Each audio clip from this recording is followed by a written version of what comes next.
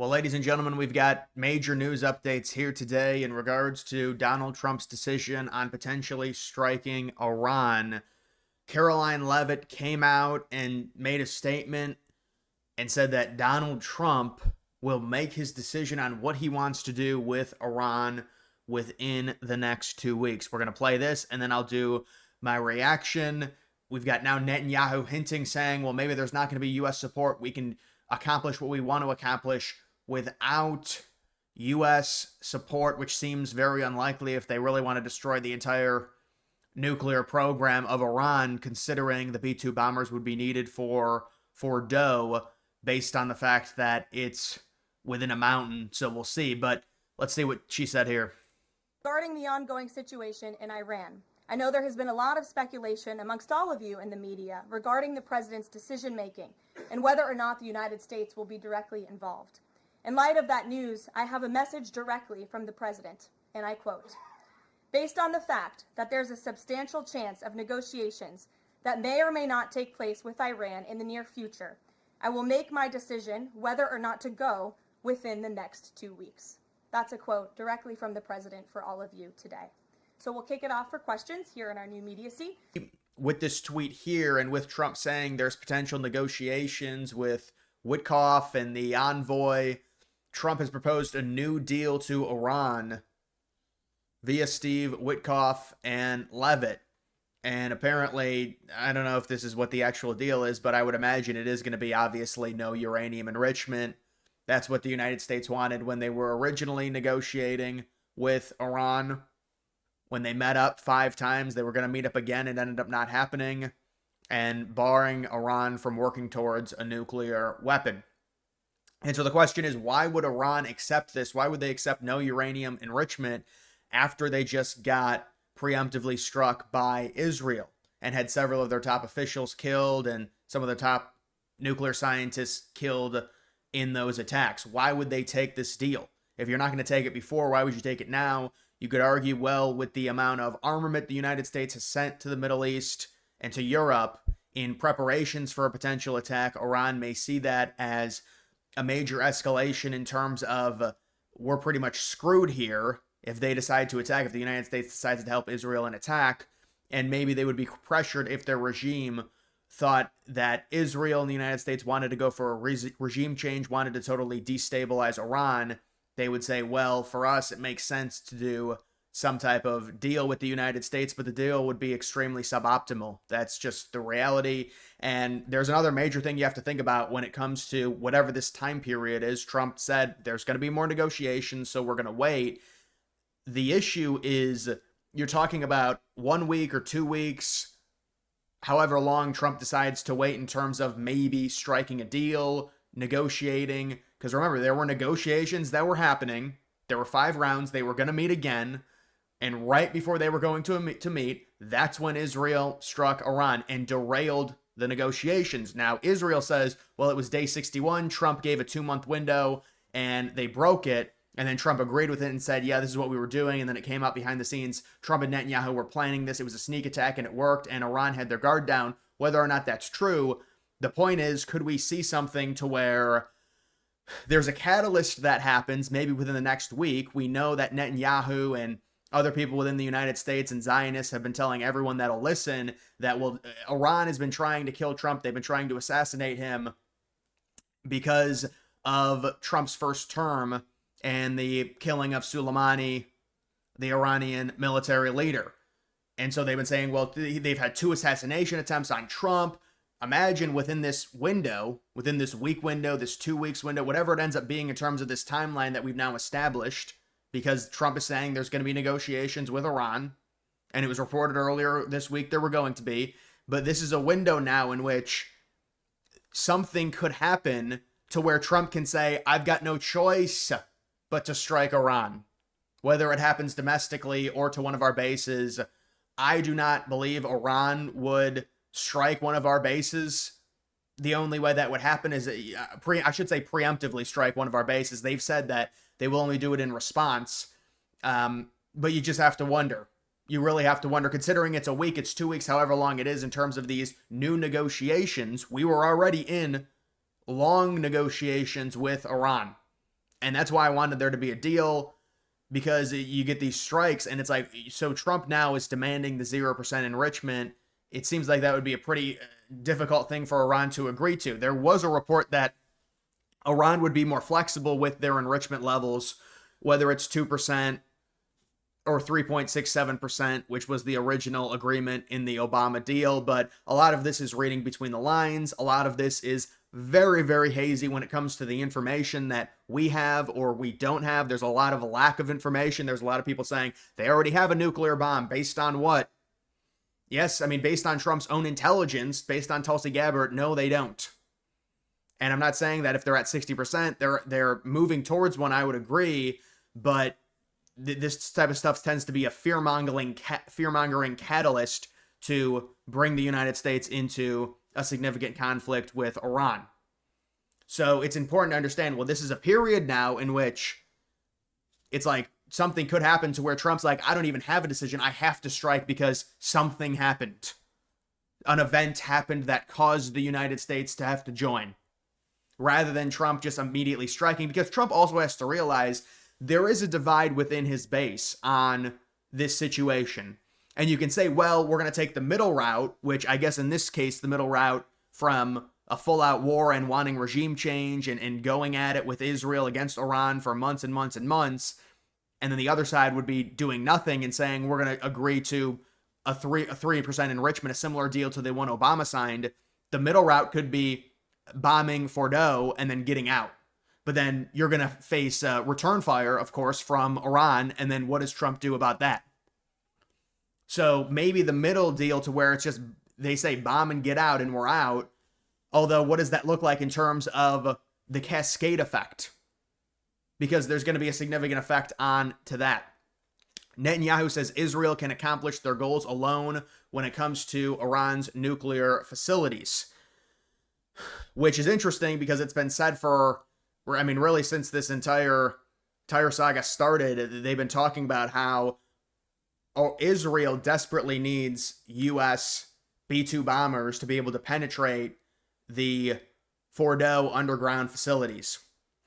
And so would this be Netanyahu saying, well, we don't have to hit Fordo. They have weaponry that can hit it, which they don't. At least we don't believe they do.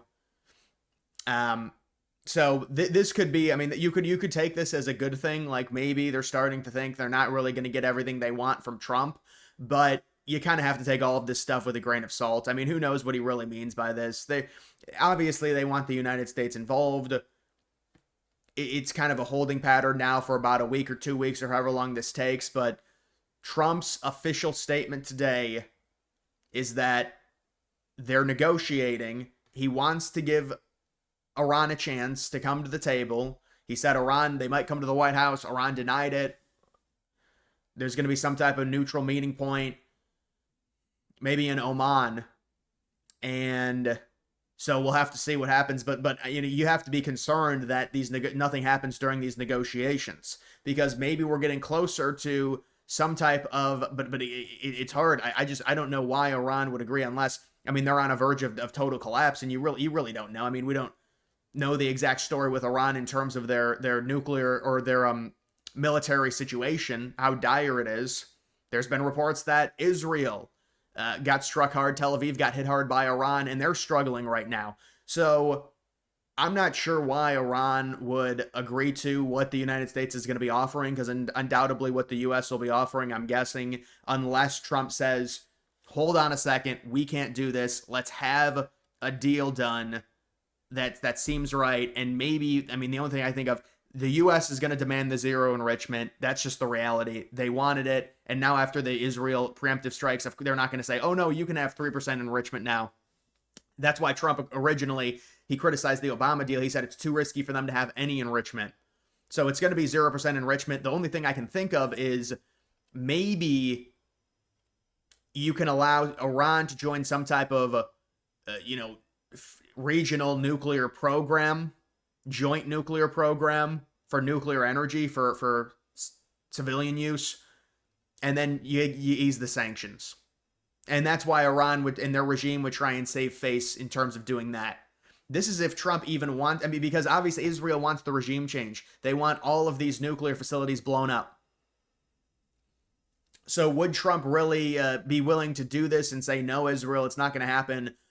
We are going, because this is what we originally thought Trump was going to do. It seemed like he was ready to do it. He wanted to negotiate. He told Israel, no, we're not going to do a joint strike onto the facilities. We're going to do diplomacy. We're going to work this out. And now he keeps trying to use this narrative like, oh, I've always wanted them to just not, they can't have a nuclear bomb. They just can't have a nuclear bomb. But it's like, yeah, I mean, what does that mean exactly? So they can't have any enrichment? Well, they're not really going to agree to that. So I mean, my guess is if the goal is zero enrichment, there's gonna have to be strikes. In terms of diplomacy, it just, unless they're so backed into a corner and they're on the verge of collapse, they just have to say, we can't get bombed to shit. We have to salvage this somehow.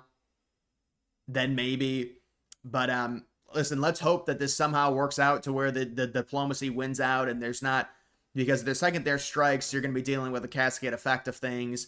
Maybe, like other Trump people are saying, it's going to be over quickly. It's not going to be a prolonged situation. Of course, we don't expect at all there to be any U.S. Boots on the ground, but that does leave us susceptible to return fire from Iran onto our military bases in Iraq.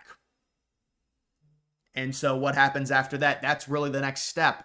If the United States strikes Fordo and officially enters with Israel. But right now Trump is saying, hold on. They do want no uranium enrichment. They do want no chance of them working towards a nuclear weapon. Is Iran backed into a corner through this maximum pressure tactic with all of the bombers shifted now across the Atlantic, which all of the refuelers with the aircraft carriers, do they feel that pressure and say, we're about to get bombed to shit?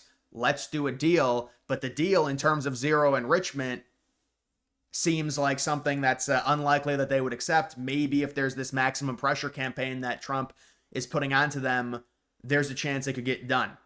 And so we have to calm down.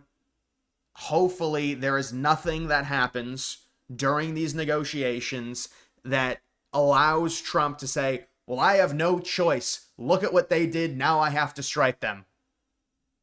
Because then you're talking about some type of U.S. domestic attack that, it's immediately going to be called a false flag, or something to where a base gets hit, a U.S. ship gets hit, something like that.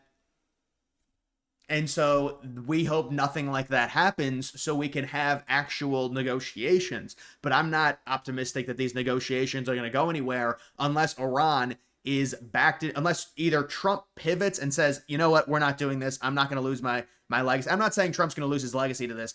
If it's prolonged and there's a lot of money invested, maybe they're saying it's not going to be that. But does Trump say, you know what, let's just actually have a negotiation here? If Trump, which I think he's going to do, says zero enrichment, zero bomb, it's not going to happen, I don't know how Iran accepts that unless they're just backed into a complete corner and their country is in a spot and their regime is in a spot to where they're scared. I mean, they might get, I mean, we know what Israel did with their preemptive strikes. They targeted officials and assassinated them. So you have to wonder if they're scared about that, they might be more receptive to this offer from the United States over the next week or two. Maybe there's somewhere in the middle that they can meet. But there's no flexibility with Trump. It's going to be 0% enrichment. That's it. And would Iran agree to that after this? We'll have to see. It seems unlikely. But, there's a chance that we know that Trump wanted the diplomacy. He wanted this deal to happen. This is his thing. It's no new wars. We have a war happening still in Eastern Europe. We would like to come out of this without a strike. A strike is not the end of the world. It doesn't mean it's Iraq 2.0. It's different, and it is different. I'm not gaslighting. I said it. I didn't want it.